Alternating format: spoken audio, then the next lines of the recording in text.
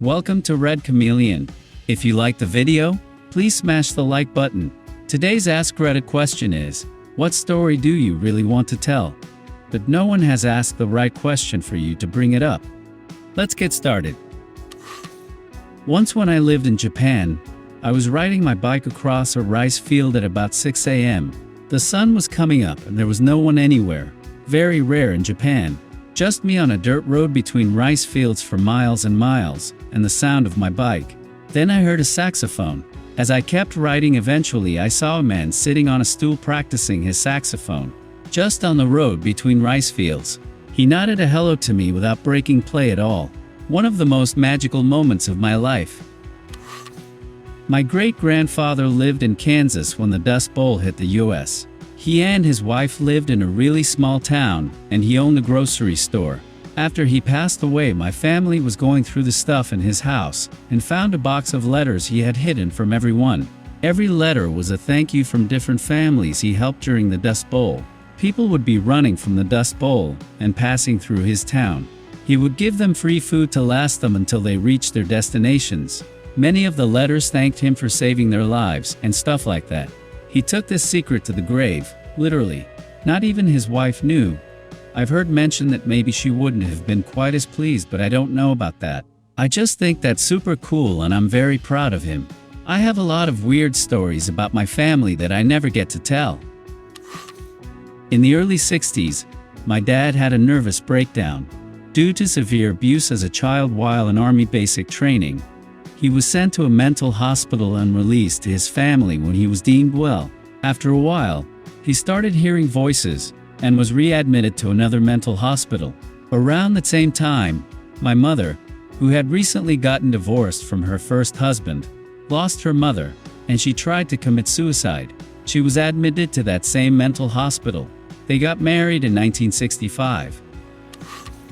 So I would occasionally write post-it notes to myself if I was super drunk and something absurd happened.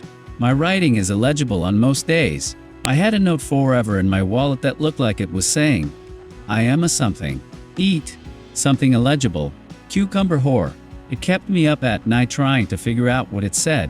About a year later it dawned on me. I saw a man eat a cucumber whole.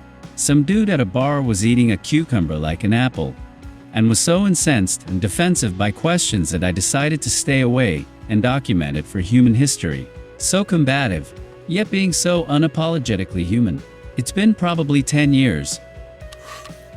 I try to make my wife emotional from doing meaningful things.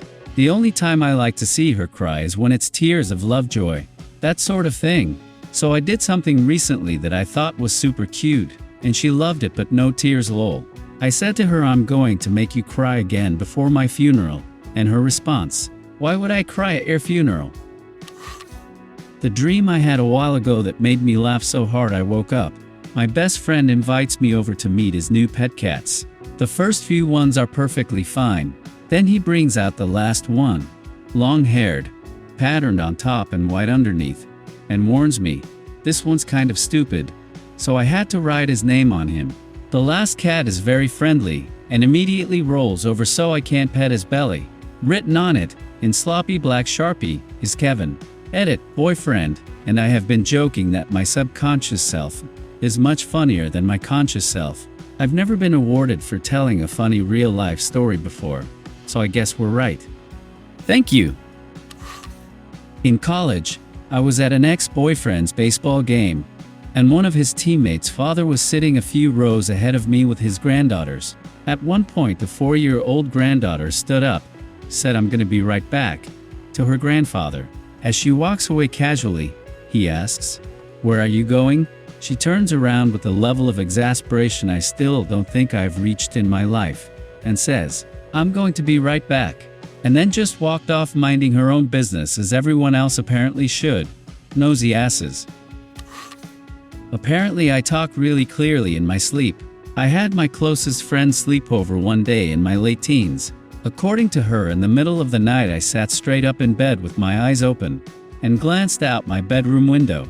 Then I turned to her and put my fingers over her lips, and whispered, shush, they're coming. I don't remember any of this, but she said she couldn't fall back asleep all night. I also told my boyfriend in my sleep once that he had giraffe arms, giraffe legs and no heart because I guess I was mad at him in my sleep. I don't ever remember what I said. I talk almost every night according to my partner. I feel like a dork, but here goes. I didn't know what periods were until I had them. So when I was bunking a class when I was 10, I told my teacher I had a stomach ache, and she asked me if I had periods. To which I said the next period is social studies. And she asked again, and I said the last period was the science period. She said never mind, and told me to go off. The same year when we were going for a trip from school when the guiding teacher told us we had to take pads, I asked why we had to bring writing pads to my friend. She said sanitary pads, and I said I don't know about y'all but my exam pad is pretty clean. Saw a real large black man playing Mario Brothers on the Wii. When it came out, he was enjoying it. Then he stopped, and in the highest voice I ever heard, he said, "Dog, that hit was good." He seemed to be sad to leave Super Mario. I was at a party a while ago and I went to use the bathroom, which I thought was unoccupied. I walk in and then notice that there is this guy sitting in the bathtub with a rotisserie chicken. He sticks up a finger gesturing for me to wait for a second, while he finishes chewing and then says, "Don't mind me. I've seen a lot of random things at parties but for some reason that one always cracks me up so much. I often wonder what became of Chicken Dude." When I was in first grade, my school took a field trip to the zoo. My class was walking through the monkey exhibit when one of them could be seen upon the branch doing what is known as the helicopter. If you don't know what that is, then it is basically grabbing your pee-pee and flinging it around in a helicopter motion. The teacher was freaking out yelling at the class while we were all laughing at what the monkey was doing. That was definitely a memorable field trip. Swear to God this happened last night. I woke up and was chilling on my phone for 10 minutes. I felt something in my throat, so I started trying to cough it out. After a few minutes I cough out 2 pieces into my hand. One of them was those tiny little white balls that form in your throat and smell pretty bad.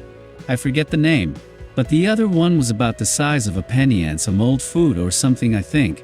Here's the thing, I pick up the bigger one and it falls underneath my hand. So I go to pick it up again and it's stuck and gone.